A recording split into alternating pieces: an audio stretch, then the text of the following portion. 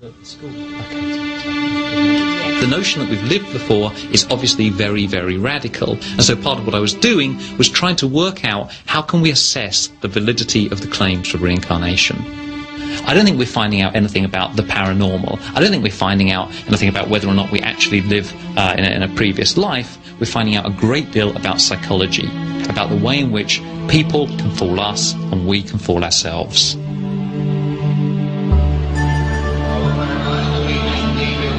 But what if there were reincarnation cases that would not ultimately rely only on the memories of young children? Jim Tucker is on his way to another case, from a category of cases that his critics will find much harder to disprove. The more that the cases were found, one started to come up with birthmarks and birth defects, and we found that in many cases there was a striking correlation between the birthmarks on the children and wounds that the previous personalities had. And we've been able to track down autopsy reports or medical records to make sure that in fact there was a match there. For the first time, these birthmarks provide a physically verifiable piece of evidence suggesting reincarnation. We don't have a lot of American cases that have the birthmarks or birth defects along with the memories. We do have some, but it's unusual, so we certainly like to investigate all those that we can.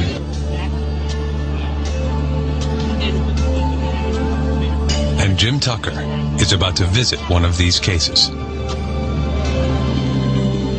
He is boarding a flight to Florida to meet a boy who remembers being a New York policeman killed in a hail of gunfire.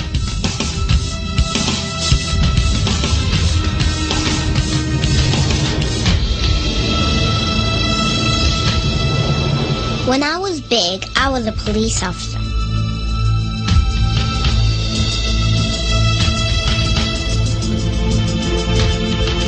I walked into a store one night. They were bad guys, too.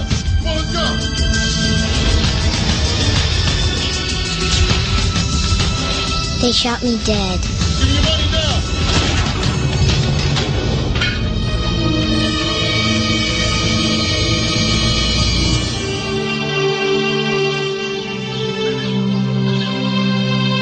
Pensacola, the home of Maria Hagedorn. She is the mother of 2 children, 2-year-old Mia and 5-year-old Ian. Ian is a very sick boy. What kind of dress do you like to wear? Maria Hagedorn's son suffers from a very rare heart disease.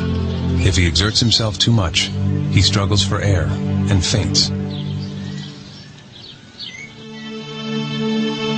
Trips to the family cardiologist are frequent. Continued observation a must.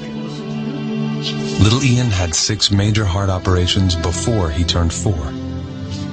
He was a big, healthy 8.5-pound baby, and they took him off. They said to take a bath, give him a bath. And they never came back. Over an hour went by, so I sent my husband off to find the baby. And he came back quite a bit later with 2 doctors, and they were all crying, very visibly shaken, which I knew that the news was not good. The doctors told Maria that Ian would not live through his first day. Only an emergency operation would save his life. 6 hours after his birth, Ian underwent major heart surgery. Ian had underdevelopment of the pulmonary valve, which is the artery right here we see in this drawing, and that caused the right side of his heart not to develop as well. And what that leads to is a lack of oxygen in his blood. So it's a condition where he is essentially suffocating because not enough oxygen is delivered to the brain and to the rest of the body.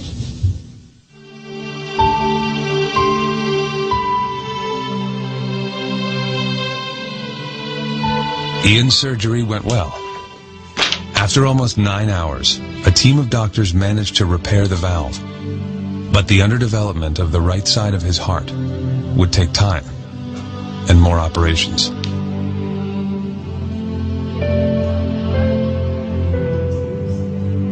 Ian's life is still at risk today. What brings Jim Tucker to this case is an event that took place over a year before Ian was born. My dad was a police officer, and he walked into Radio Shack, and he could tell something was going on. Two guys up at the front desk pulled a machine gun out of their overcoat and pointed it at the manager. And my dad pulled his revolver and said, "Drop your weapons, I'm a police officer." And somebody was shooting him quite immediately after he said that. Or 12 people get lighted. Jim Tucker and Maria Hagedorn review her father's autopsy report. Eerily, the cause of death jumps out at anyone reading this report.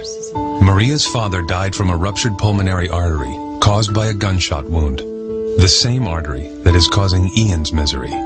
But something else happened that seemed even stranger to Ian's mother. The first time was when he was about 3, and I was doing some work in my office, and he was making quite a bit of noise, and I had threatened him with a spanking if he didn't quiet down. And he stood there and looked at me and said, "When you were a little girl and I was your daddy, lots of times you were bad and I never spanked you," which just kind of blew me away. He didn't get a spanking. And then Ian began to talk more about his grandfather. Growing up, we had 2 cats, a black cat and a white cat, and the black cat was Maniac, and the white cat was Boston. So one day I was doing something, and Ian came over to me and he said, "Mom, when you were a little girl and I was your daddy, what was my cat's name?" And I said, "Maniac?" And he said, "No, the white one." And I said, "Boston?" And he said, "I used to call him Boss, right?" So he knew the color of the cats, and he knew the nickname that only my dad used to call Boston. Maria collected more and more stories like this one from Ian. She is now convinced that Ian is her father reborn. It isn't only the stories, but the physical evidence, the correlation between Ian's heart disease and her father's mortal wound, that has removed all doubt from her mind. Much of these cases often involves memories and statements and behaviors. The birthmarks are something that's completely objective, and it's something that is beyond memory or beyond chance. Maybe Ian's memory is fooling him. Perhaps his random statements are connected to his grandfather by pure luck. But it's the combination of memory and physical evidence that is so convincing. I didn't want to go back, but God just gave me to you. God gave you to your mom, even though you didn't want to come back? The case of Ian Hagedorn demands the question, what does all this evidence mean? There are obviously huge questions here which we haven't even begun to try to answer, such as, is there a soul? If so, what does that term even mean? How does it get carried over from one life to the next? When you look at all these cases, you can certainly focus on the weaknesses if you choose to. But I think there's also enough here so that if you choose, you can step back and say that there may just be something remarkable going on.